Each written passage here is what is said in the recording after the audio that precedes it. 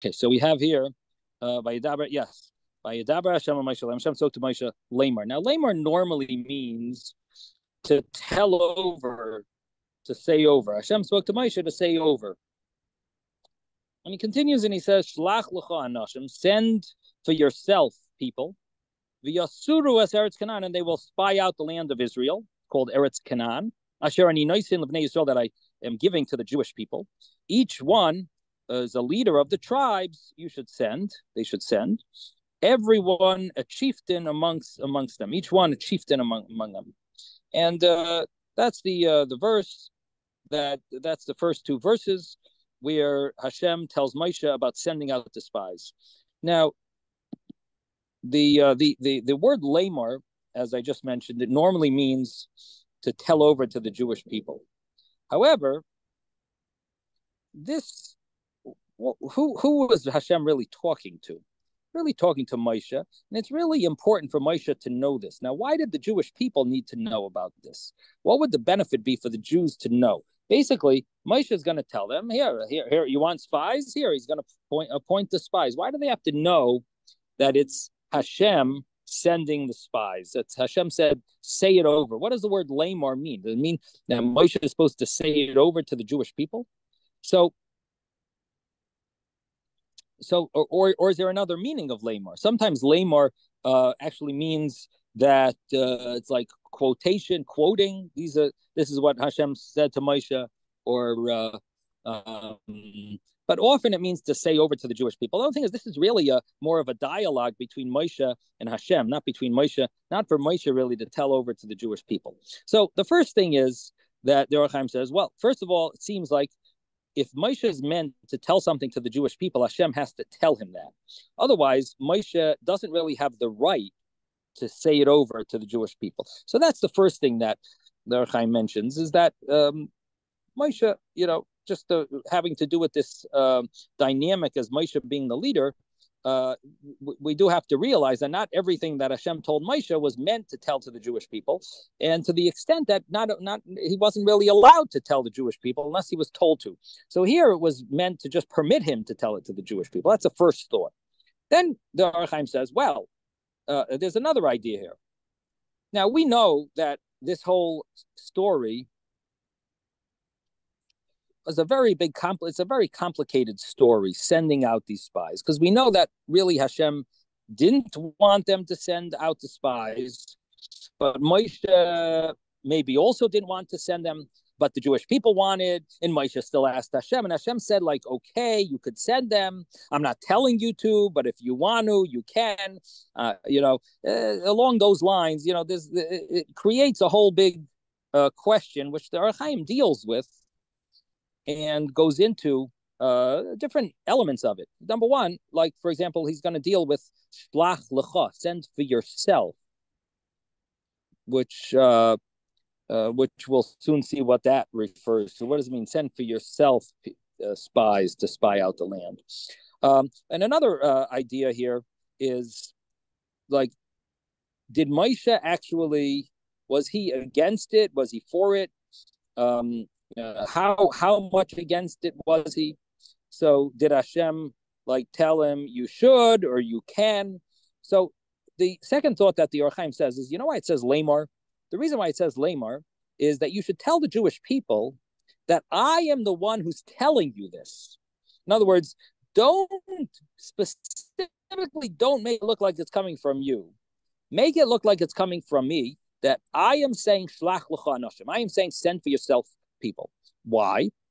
Because Hashem wanted that it should be clear that Moshe, this was not Moshe's interests. So in other words, why does Hashem want him to tell it over to the Jewish people? Because Hashem wants that it should be clear that Moshe wasn't really involved interested in doing this at all.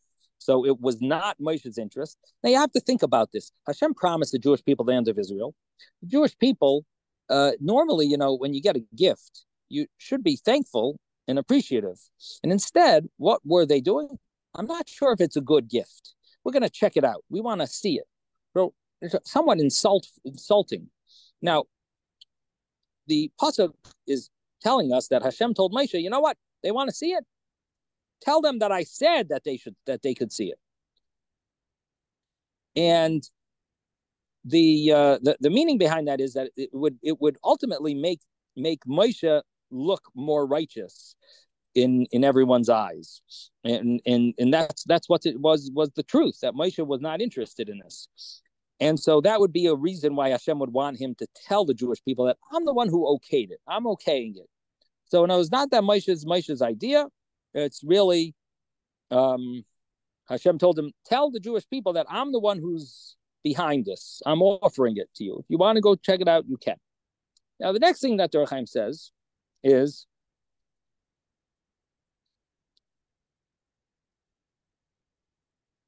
that the Jewish people are meant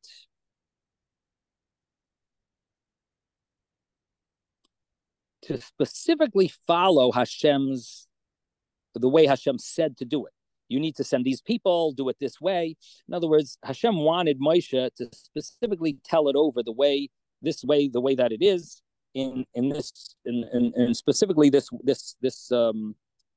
with these details, that it should be done exactly as per the words of Hashem. So that would be another reason why Hashem wants him to tell it over, that they should follow it letter by letter, word by word, line by line, verse by verse. Everything should be exact. And the final thing that the Ohr Hachaim says about this is the rabbis tell us that it says Shlach lecha means send for yourself according to your wishes. Nevertheless, the command Shlach lecha, send for yourself, is said to Moshe that he should tell it to the Bnei Yisrael. In other words, it's coming from Hashem, telling the Jewish people that they should send, or telling Moshe that he should send as he requested.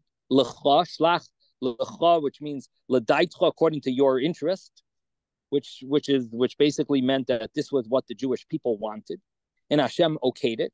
And Hashem said that I want you to tell them the way, in the words that I'm saying, that I'm telling you, send for yourself. Those Hashem wanted specifically that the Jewish people should know that he's sending, that he's allowing them to go, and they should know how he's allowing them to go. It's Shlach lecha. Send for yourself. If that's what you want to do it. In other words, Hashem wants them to hear those words. Why? Because maybe they'll back out. Maybe they'll get it. Maybe they'll understand that, this is not exactly what Hashem wants. In other words, Hashem is allowing them to do this, but it's not the inner interest of Hashem's will. Yes, Mordechai. Yeah, can we see a parallel between this and the Navi that we learned the other day, where King Achav asked the true Navi whether he should go to battle, and the Navi said, "You can go to battle if you want to." Right. The only difference is that the wording there sounds like that wasn't prophecy at all. He was just laughing at them even. But yeah, it does sound like a little similar. It's almost like Hashem is laughing at the Jewish people here. Oh, you want to go? Okay, go. Right, maybe a little parallel there. Yeah, interesting. Yeah. In other words, there it's the prophet saying it from his own words. Here it's Hashem saying it. So it's almost like Hashem is doing the laughter. But yeah, it's definitely an interesting parallel. Thank you, Mordechai. Yeah, good point. Yes, David. Usually the word lecha would seem to mean for your benefit. Right. So how would this be for your benefit? So the simple, it's the opposite. It's the opposite. It's not for your benefit. It's going to be for your detriment. But the answer is that that their physical interest is to check it out. So you're interested. This is going to make you happy. So send for yourself would simply mean for your materialistic interest of knowing the land that you're going to get. That that's for yourself. Go. If that's what you're interested in, you can do it. So that would seemingly be the understanding. Okay, so we basically have an understanding of why it says "Vayidaber Hashem al Moshe Lamar." So that answers the word Lamar in a few different ways. That Hashem wants the Jewish people to get a have clarity onto how he is giving this option for the Jewish people to the option for the Jewish people to send the spies. He's doing it in a way that's almost like his hand is being twisted and sort of he's okaying it. Okay, you really want to go, you can go, but the Jewish people should all know this. It's not just Moshe knows this. It's not just Moshe's told, I'm okaying it. You want to send them, you can send them. And Moshe basically, no. Here, the entire Jewish people knew about the wording of how Hashem worded. That's really what the Ohr Hachaim is sharing with us. That this is not as you normally would learn. That it's, in other words, the pasuk is telling us this, and the Ohr Hachaim is revealing that the verse is telling us that this was a common knowledge of how Hashem okayed it. Hashem sort of hinted through a hint that, this is not ideal, the way you should be dealing with the land of Israel, that you're going and spying it out in order to check it out. This is not the plan A. This is plan B. Now comes the next thing that the Ohr Hachaim talks about. And the next thing that the Ohr Hachaim talks about is, he says, Shlach lecha l'daitcha, the famous insight of the Medrash that Rashi brings down, I believe, that it's send for yourself. The reason it says the word lecha is l'daitcha, that you could send for yourself, for your benefit, for your interest. And the Ohr Hachaim asks, so why did Hashem agree to this? Hashem should have just said, no, I'm not interested. I don't want you to send. No, I give you, no. You either you take the land or you don't. Don't send spies. Hashem could have put his foot down, so to speak. And why did Hashem okay it if it was such a dangerous this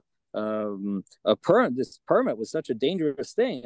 I'll allow you to go into the lion's den. It's like so dangerous. Yes, Anna, did you want to say something? Yeah, I just want to ask two questions if I can.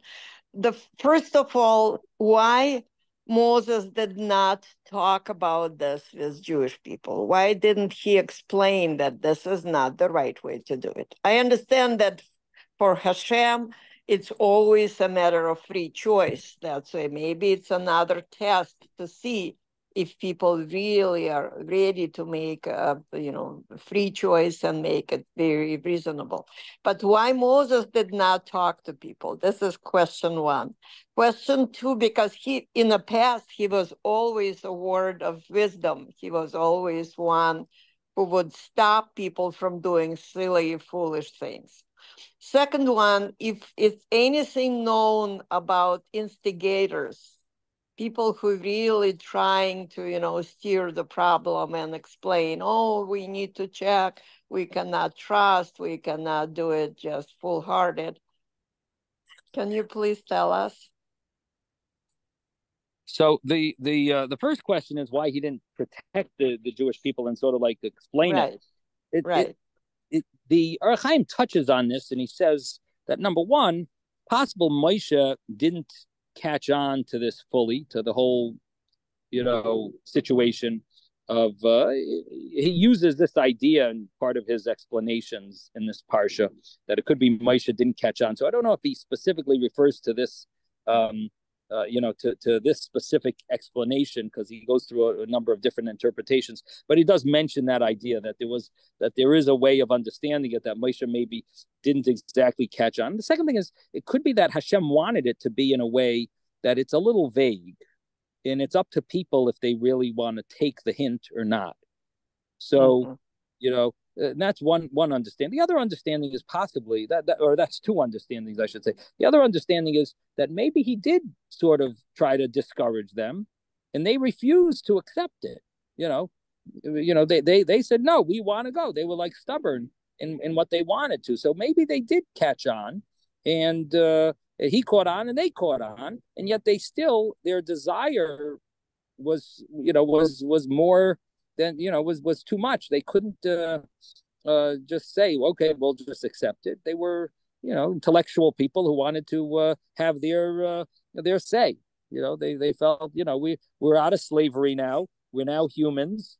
We're now people who can think for ourselves. We'd like to check this out. So, it could be along those lines. So, and now the second question, I didn't exactly catch. What is the second question? Do we know of specific instigators among Jewish people who really try to steer the, to create doubts? Oh, we shouldn't go. They were traveling in the desert. It was definitely not the most convenient situation. We know of lack of water. Sometimes we knew of all kind of other problems. So it was someone who probably had this bad intentions in mind. And we know that sometimes a crowd of people is very much influenced by one or two or a handful of really bad kind of bandits. Right. Good point. That's a good point. Yeah. So here, throughout the time in the desert, they did have, number one, the Erev Rav. The Erev Rav was a mixture of converts from Egypt who were insincere. And Moshe Rabbeinu thought that this was a great opportunity to bring more people under the fold of Judaism and into the fold of Judaism.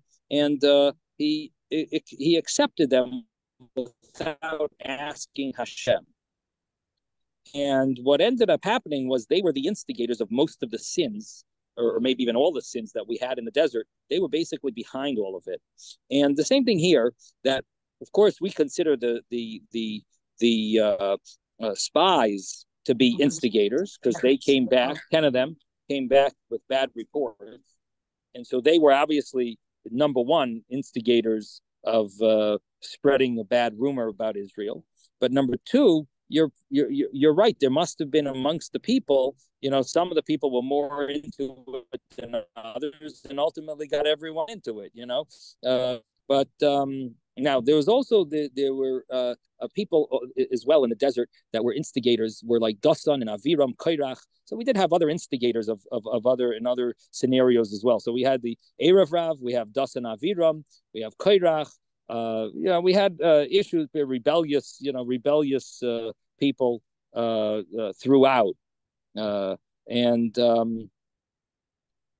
the story here is actually 10 of the 12 spies were instigators as well. So we've got now 3 groups of instigators: the Kairach rebellion, the Erev Rav, and the 10 and the 10 of the 12 spies.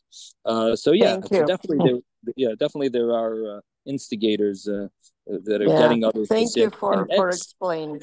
No, we had this as well with the sin of the golden calf. There were instigators with the story of constantly, and then the truth is we even had a case later on. We're going to find the story of the sinning with the daughters of Moab and Midian, and that had to do also with the Midianites and the Moabites were like instigators to get us to sin. They weren't just they weren't just out there to maybe benefit from us. They were there to just simply to try to get us to sin. So Bilam as well. Bilam in his advice, Bilam gave advice to do to get the Jewish people to sin with the daughters of Midian and Moab. So that was another element of having others instigate or initiate sin, getting others to getting everyone to sin. Yes, David. The Balaturim says that the word Shlach is the gematria 338, which is an allusion to the year that the first base of Mikdash was destroyed. It was destroyed in the year 3338. So Shlach is 338, and this is in in the fourth millennium, 338. Right. Okay. Good. So wait. So right. 333. He says in the first place like this, we're destroyed and the nation will be sent out and we go into exile. So is there a connection between Shlach and that year at 338? Right, interesting. I'm saying it's not. It's just leaving out the 1,000, and it's just talking about the individual number. Like we do. Right. We don't say the 5,000. Exactly. Correct. Yeah. So yeah. So that's an interesting little insight that you're sharing, David, because what is the connection sending spies to the fact that we're sent out of the land of Israel? In other words, did it have something to do with the fact that because we sinned with the spies that caused future being sent, we sent so we caused the sin by sending, so therefore Hashem sent us away from the land of is it some type of a meter measure for measure type of thing, or is there something connected to the to the fact that because we sent spies, therefore we didn't deserve to have the Beis Hamikdash fully, or we were expected to have a higher level of commitment once we had the Beis Hamikdash, and because we didn't, we therefore lost it. There must be some deeper meaning to that. In other words, it's easy to make a gematria. You have to somehow interpret it. And well, one of the that's part of the job. the Baal HaTurim sort of like leaves that up to you to interpret. A lot of times he doesn't really go into it. So he expects us to be smarter than we are, or expects the someone who's capable of interpreting it to share. But anyway, it's a nice little secret over there. Okay, so now we have the question of the Ohr Hachaim, and the Ohr Hachaim's question of why did Hashem agree to do this? This is the question. Let me just mute everyone. I hear some background noise. How do I mute everyone?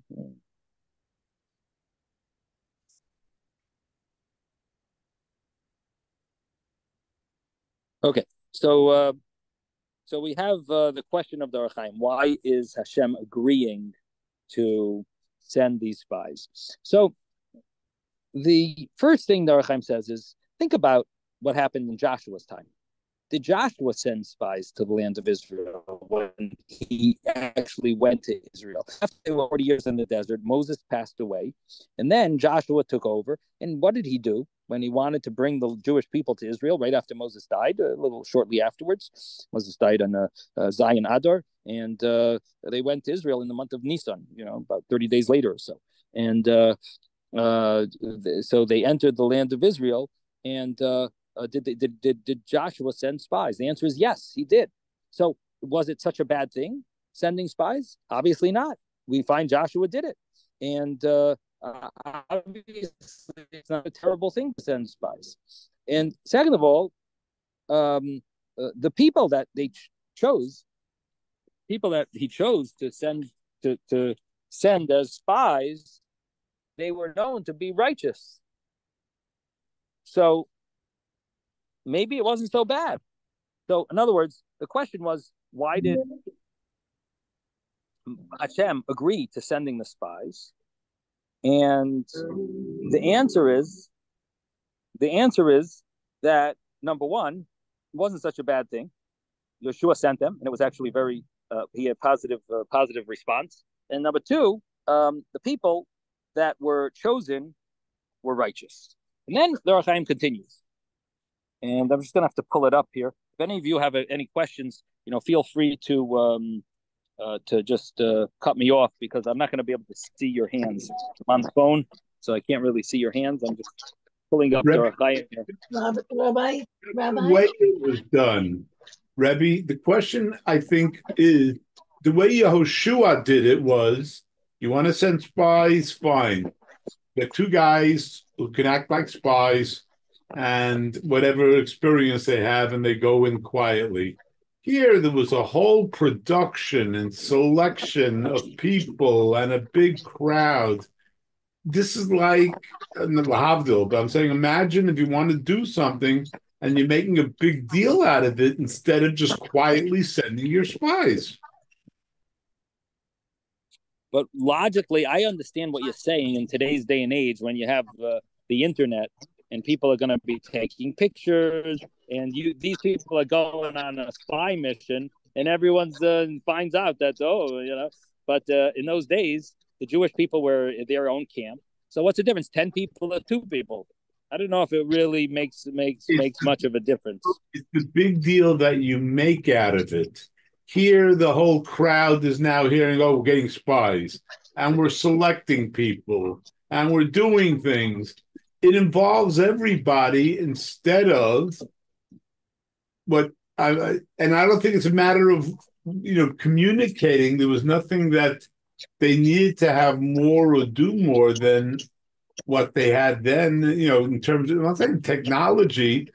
I'm saying you're making this a big deal with expectations, and people are now talking about it and wondering, and what's it going to be, and back and forth, where you have a whole buildup of human emotion over something that shouldn't be. This is a military decision. Mm-hmm. Mm-hmm. So you're touching a little upon what the Ohr Hachaim says, but he doesn't really use the same terminology that you're using. He touches more upon he's going to touch more upon the fact that who's sending. One of his points is going to be who's sending them, and I think that's sort of what you're touching upon. But because who actually sent this group? The Jewish people sent them. In other words, they're being sent because the Jewish people want spies to go out. So who are the Meshaleach? Who's the Meshaleach? It's sort of the Jewish people. In Joshua's time, who's the Meshaleach? Yehoshua. It's not like the Jewish people were into this. So there is a difference there. So that is one point that the Ohr Hachaim will make, which is a little similar to what you're getting, what you were getting at. But anyway, let me pull up. Oh, Penina, you wanted to say something? Well, actually, this isn't exactly on this point, but it's concerns me because I've heard different things regarding this, and that's with the part that Aharon Cohen plays in helping to create the golden calf. And I always wondered, I mean, he's like considered, untouchably pristine, and yet, he had a very instrumental part in it. Now I understand that he attempted to delay them by asking for the jewelry and so on, thinking the women might maybe have a harder time parting with it. Yeah, but Penina, I wondered what is the consensus of opinion with respect to this, and why was this? Penina, I don't want to get into the. It's really off topic. I mean, of course, it's tighter, but it's really not the topic we're discussing over here. So let's. No, I know it's a little off topic, but as regard to maybe punishments, I was concerned about that. That's all. Yeah. Okay. So we'll have to talk about that when we're learning about the sin of the golden calf. So let me pull up the Ohr Hachaim over here. 1 second.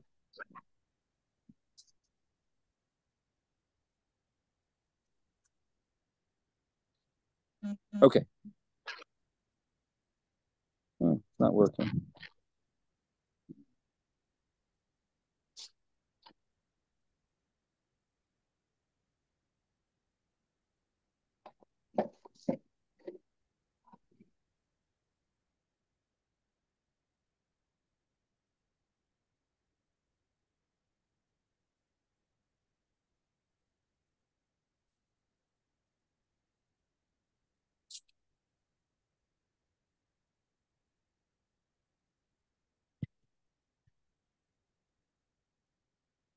Okay, I got a little problem here. My phone, do you have Safari on your phone? Could you, Safari? If you could just pull up, maybe could I use your phone for now for 15 minutes? Oh. Yeah. Okay, just one more second, everyone. I don't know why my phone can't do this.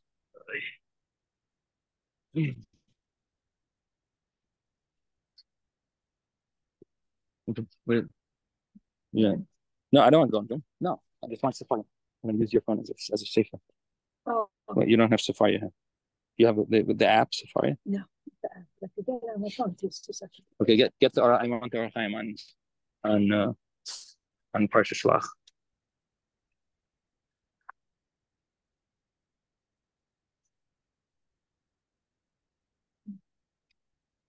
What parak is it? No, 1 second. I think it's pulling up here. Numbers. Forget it. I got it. Okay, we're in luck.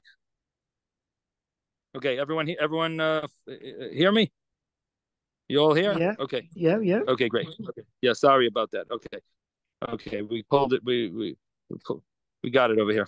Okay, so the Ohr Hachaim says as follows. He says that there's 2 types of. Let me just see 1 second.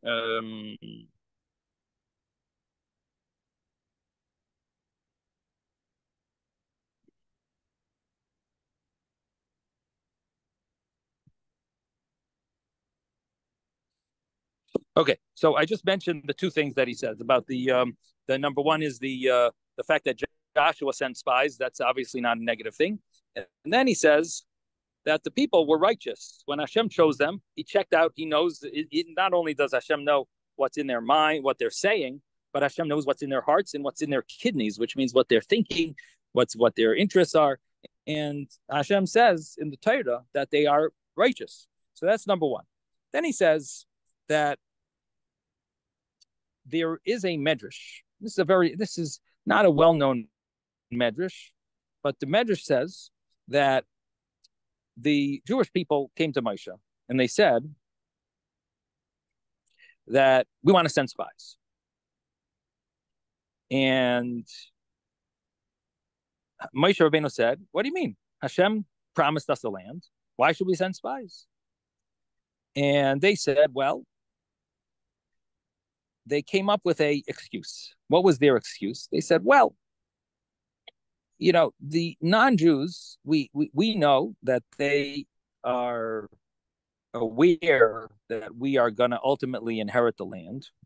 And they know that it's coming soon because they know we're in the desert. And they are aware of our, ultimate interest. And therefore, they are hiding all of their monies and they're trying to conceal it and dig different dig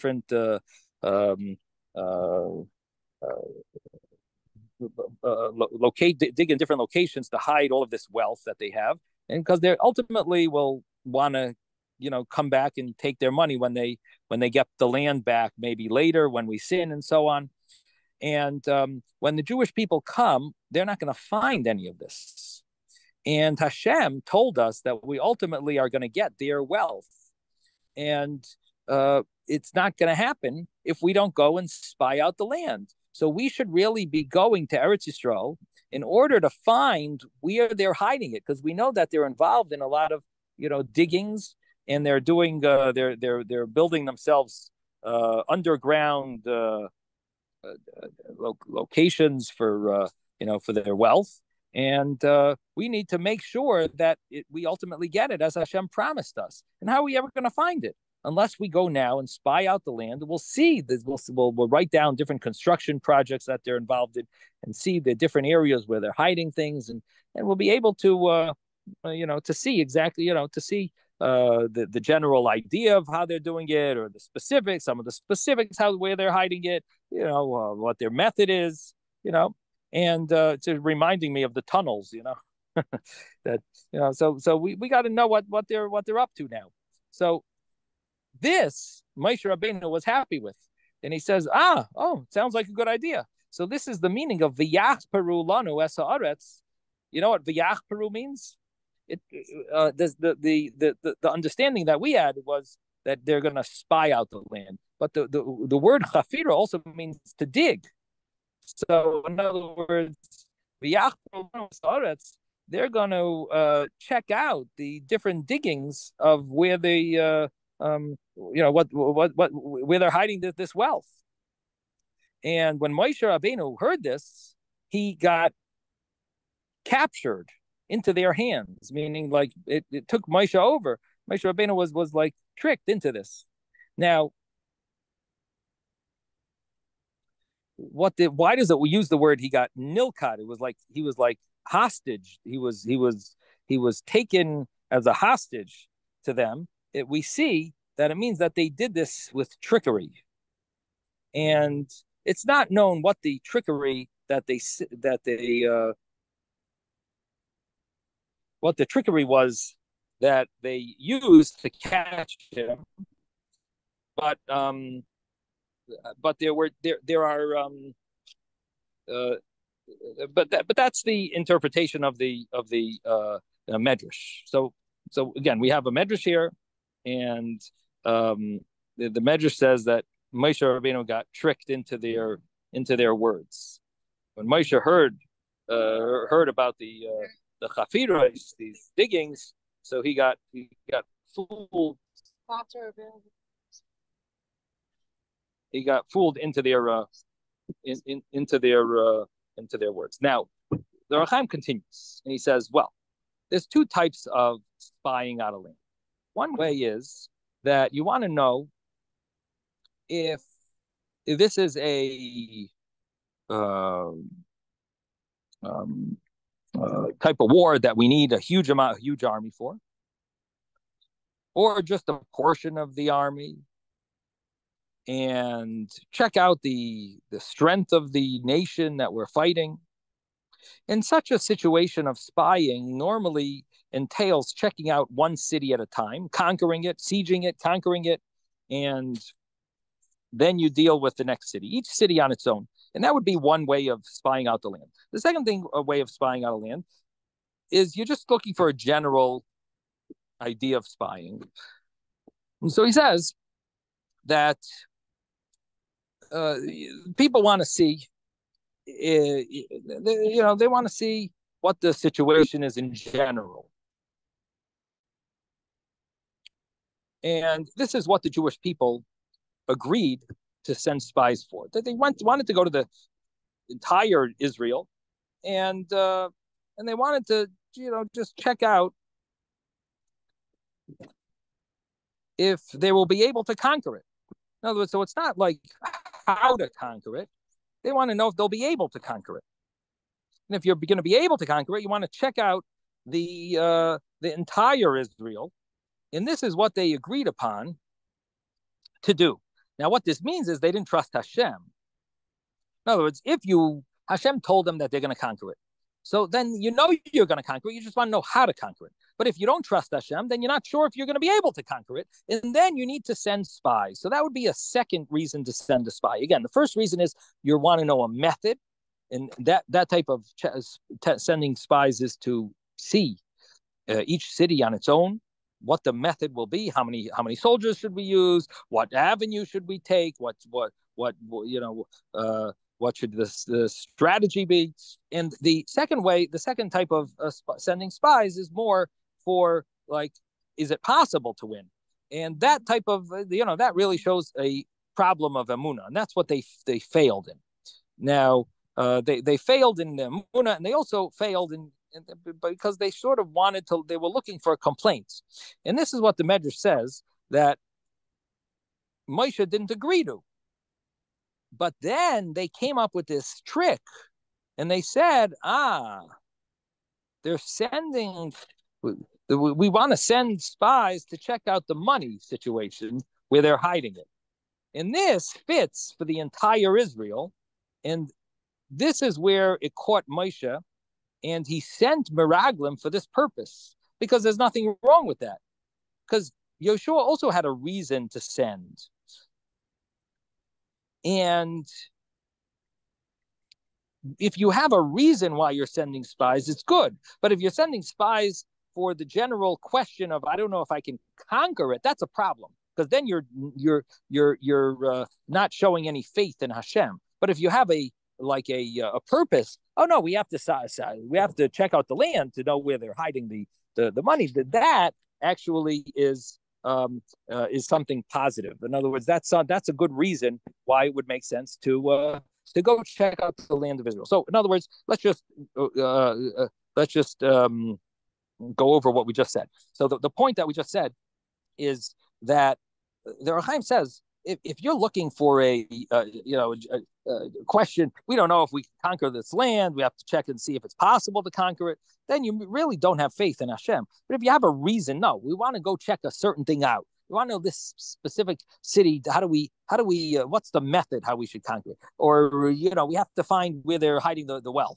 So that would be like a reason to go there without questioning Hashem. This has nothing to do with questioning Hashem. So this sounds like a very perfect reason. And Moshe Rabbeinu got fooled and got tricked into this.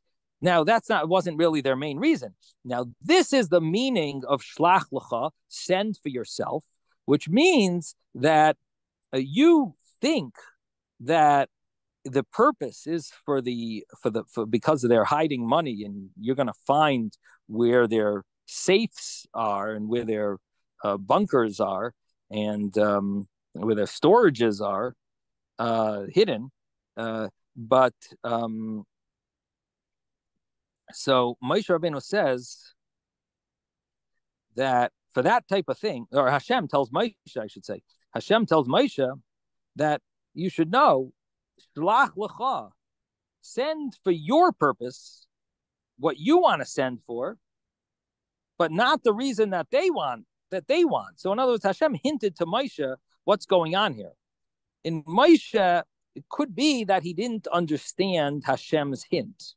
So in other words, Hashem is hinting to Moshe that you got to send for if that's the real reason, fine. But you should know that they're tricking you. They have a different reason. They're questioning if this is going to be if Hashem can win over these nations. So in other words, Hashem was hinting to Moshe, and Moshe possibly didn't catch on to this, and therefore he went ahead with it. Now, Ohr Hachaim says, or you could say another explanation, that since Hashem didn't tell him not to send, so he's not going to go against what Hashem, he's not going to be smarter than Hashem. Hashem didn't say no, so fine. Now, even though Hashem revealed this to him, so Hashem tells secrets to his leaders, but it doesn't mean that that's meant for him. He'll say the words to the people, but that's basically it. In other words, it could be Moshe didn't catch on, or it could be he caught on, but he didn't think that was something that was meant for him to reveal.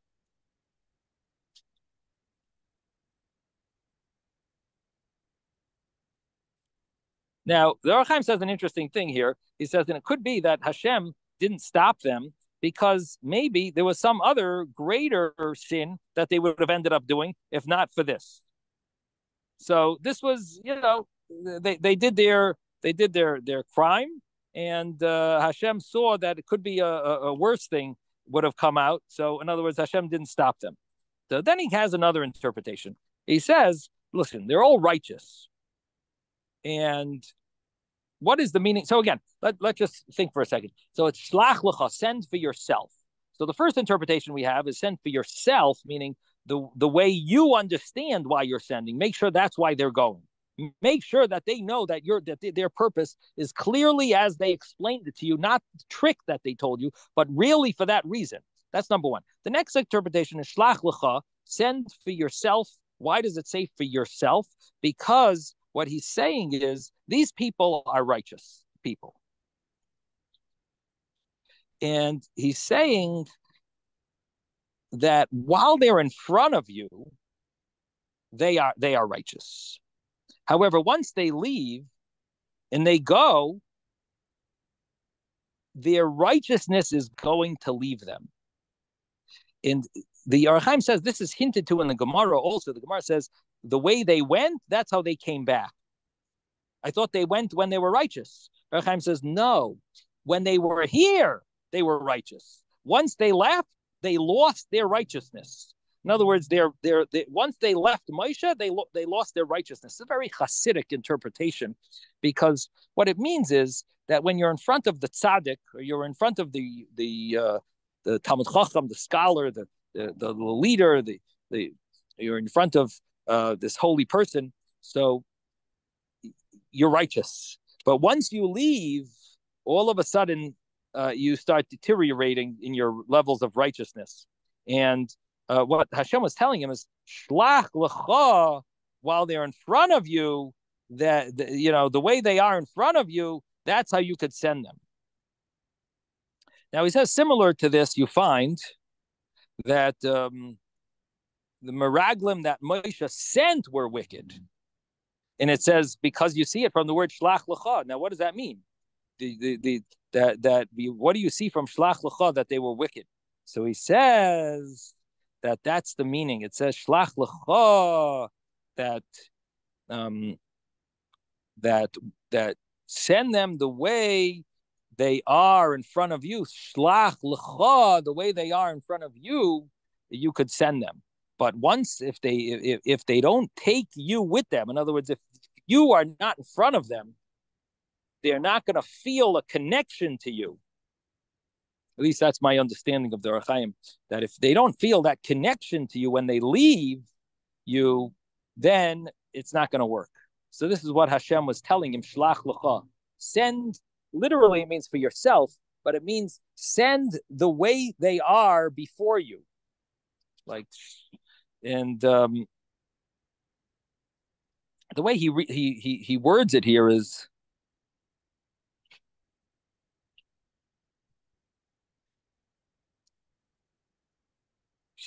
that when it says lecha, it means kol oid shehem lefanecha, etzlecha. Lecha means etzlecha. It means when they're by you. Shlach, you send these righteous people when they're righteous, when they're etzlecha, when they're before you. But once they leave, their shlichus is going to end. And we find this idea in other places as well. I mean, you find that Yaakov appeared before Yosef as his appearance. He appeared to Yosef when Yosef was about to sin with the wife of his master, with Potiphar's wife, and he saw a vision of Yaakov and he couldn't sin. With that, in other words, when you feel that connection to the tzaddik, it protects you from sinning. And here, these righteous people, ultimately, they sinned when they left, and the reason was they weren't in front of Moshe Rabbeinu. So what comes out is that the connection that a person should have to a tzaddik, it really is a great protection for them. That's sort of a message you see here, that they lost out on this because they were sent. It's a very powerful idea. And that's the meaning of Shlach lecha. Only when they're etzlecha, only when they're before you, you could send them. In other words, at least the way I understand it is, send them if they're going to act, even when they leave, they're going to feel like they're in front of you, then you could send them. Now, the Ohr Hachaim continues and he says that another interpretation is send them the way you think. In other words, Shlach lecha. Send them, it means send them for your sake, meaning because you think they're tzaddikim. But just remember that I don't agree with you. So you want to send them, that's your thing. Shlach lecha, send them as your thing because you think they're righteous. But I'm just telling you, I don't see it that way. I don't see them as righteous. So in other words, Hashem never claimed that they're righteous. Only Moshe claimed that they're righteous. Now, why did Hashem agree to such a thing?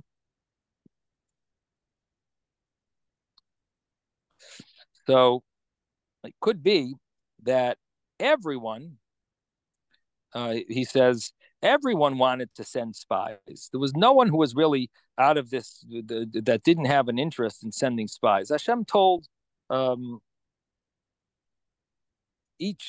wanted someone from each tribe, but there was no one in these tribes. Kol Yisrael shavu, he says. Every yid was equal. B'das echos to l'ragil. Everyone wanted to send to check out the land, and they wanted to see if it was going to be a land that they could conquer.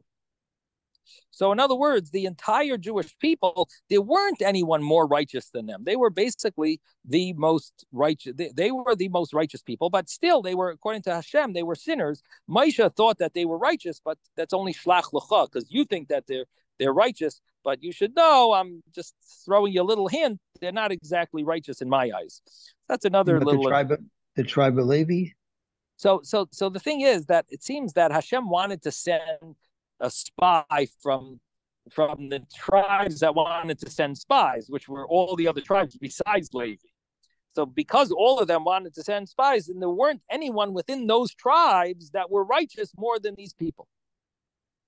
So you're right. The tribe of Levi, Hashem could have sent, but they're not the ones who wanted to go. It's only these spies, and they wanted to have, each one wanted to have their representative. And there was no one else besides these people who were better representatives. So in other words, then in a certain sense, this is Moshe's thought of sending them wasn't totally wrong. They were the righteous people that there were, but everyone wanted to send, and there weren't anyone that was not interested among those spies. Now, another thing that the Ohr Hachaim says is,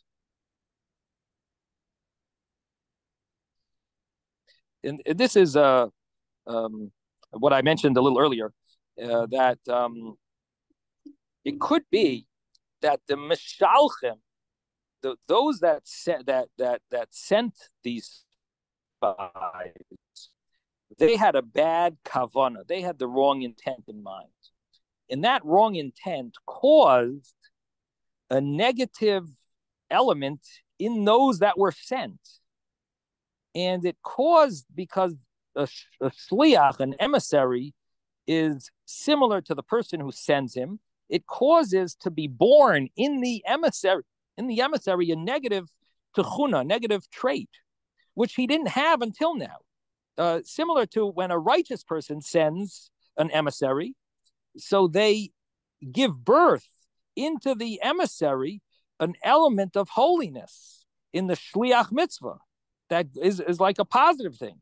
And so here, even though these people might have been righteous, in other words, according to this new interpretation, that we can say that they were righteous in the beginning, but nevertheless, when they started going to spy out the land, all of a sudden the original, the Meshaleach's thoughts and intent, the sender's intent, caused there to be a negative feeling, a negative trait in the ones that are going, and it caused them to sin. It's also a very powerful idea about being sent as an emissary, that if the person sending you has bad intentions, it could implant in you a negative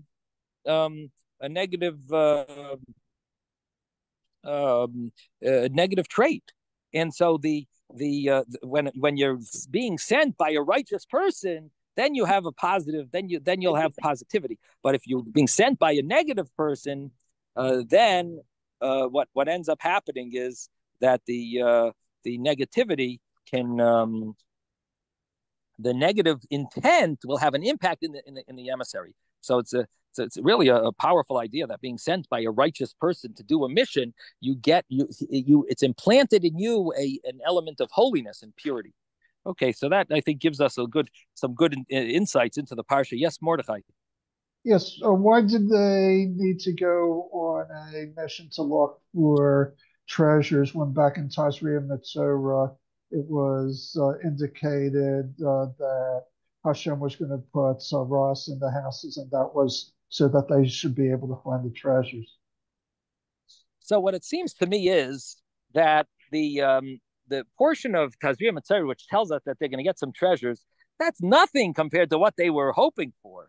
They'll get a few treasures here and there, inside their house, but they were thinking there's going to be some big stuff over there. They're looking for the big stuff. This is good. Okay, I'll get one box. They're thinking big, and so yeah, they know they'll get saras. Well, sometime we'll break. Everyone's going to get saras. I don't know if everyone's going to get it. It's going to happen to a few people, and we'll get some treasures. But here they're looking. They want to get the whole picture. The entire wealth. So that's what it seems like. That's my understanding. All right. Anyone else? Any other thoughts? What about when Hashem said you're going to go out with wealth, and they went to the Egyptians and they said, "Where's the stuff?" They said, "Well, we don't know what you're talking about." They said, "We saw you hide it behind the wall." Well, you know what? I'm glad you mentioned that because I think that adds a lot of interpretation over here. Because what they saw over there was that what did they need to do in order to get the wealth? They needed to go during the days of darkness to find it. So they sort of needed to check things out on their own in order to make Hashem's promise successful, that they're going to leave with great wealth. They needed to do a little on their own. So I think that adds a little interpretation over here to the Ohr Hachaim's pshat that, you know what, we got to do the same thing now, just like they did in the 3 days of darkness. You know what I mean? Is that what you meant, or you're asking more a question? No. What I meant was they should have been saatified with getting that wealth. Moshe Rabbeinu should have said to them. You mean if you have $1 million, said to them, you got all this wealth from the Egyptians. Why do you need more wealth for it? When did you ever hear anyone rich say something like that? When you have $1 million, you want another million or 10 million more. That when people that doesn't work that way. The more wealthy you are, the more you want. So it says that if you have 100, you want 200. If you have 200, you don't want 300, you want 400. It goes much more. Yeah, but it says in Pirkei Avos, a person should be happy with what he has. especially if he already has wealth. If he has a million, if he has 10 million, what does he need? 20 million? No, it doesn't mean. Pirkei Avos does not mean that you should be happy with what you have, so don't try to make more money. Pirkei Avos means, of course, try to make more money, but whatever you end up with, you should be satisfied and not upset about. But try to make more money. Of course, go to work more and get more money. Don't be satisfied. You're not satisfied with what we have and don't go to work. You're satisfied with what you have. You're thankful to Hashem and you're satisfied. Of course, you try to get more. It doesn't mean you're not supposed to try to get more. Our job is to be rich and support good causes. That's what our job is. As a Yid, we have to be rich, begashmias and beruchnias. It's not that we should be satisfied and not try. No, they were right for trying for more. But if their job is to search out the best way to overcome the land and be victorious, who asked you to look behind people's walls to see where the money was? Nobody sent you to go looking for money. We sent you to go finding out how they can beat the enemy. So the way they're explaining it is the way the Ohr Hachaim is explaining it is that no, actually to go and spy out the enemy about the war, that's actually the wrong intent. And to go and fulfill Hashem's promise that they're going to get wealth, that is more fulfilling. That has a reason to do that. In other words, not to trust Hashem that that they're not going to be able to conquer it. That would be a big problem. But to do a means of how to get the wealth, that would be okay. They're just figuring out how to do it. It would almost be like what would be the best way to conquer the land. That would have also been fine if they tried. Yeah, that's what I'm saying. That's what I'm saying. But the Medrash is explaining that this was that they didn't say that option. There were different options. One was conquering the land. Is it possible to conquer it? And the other one was finding the wealth. Now I'll tell you why I think it doesn't say they didn't try that plan of let's figure out how the best way to conquer it is. You know why they didn't try that? Because they were looking for the wealth. No, because if you do things that way, you have to do each city on its own. In other words, Moshe would have said, go to one city and come back. We're going to start with where we started in Gilgal. Go check Gilgal out. Okay, no problem. Come back. We'll figure out that plan. Then we'll go to each city. They didn't want that. They wanted to check out the whole land because they have a different intent in mind. So that's why they didn't go for that. They said, we want to figure out a way. We got to convince Moshe to let us go to the whole land of Israel. So first they said, we want to check out the land. We don't know if we can, we don't know, if we're going to be able to conquer it. And Moshe said, what? You don't trust Hashem? And they said, no. We know we can conquer. We want to know where the wealth is in each of the cities. We got to get it now before it's too late because they're hiding it now. Now is when, they're hiding. We'll go now. Check out each. Go now. Oh, Moshe said, it's a good idea. Just like and what said before, maybe you could add to this that to check out just like they did in Mitzrayim. They checked out in the days of darkness. They checked out stuff. We got to go now. We're going to do a similar thing. Moshe's like, oh, it sounds like a good idea. So anyway, that's my understanding. All right, have a wonderful Shabbos, everyone. Sei gesund. If I said for those, I'll see you tomorrow. Thank you, Rebbe. Shabbos Rabbi, tomorrow. have a good Shabbos. Okay. Thank you, Rabbi. Good I'll Shabbat. see you. Very good. Okay, take care. Bye-bye.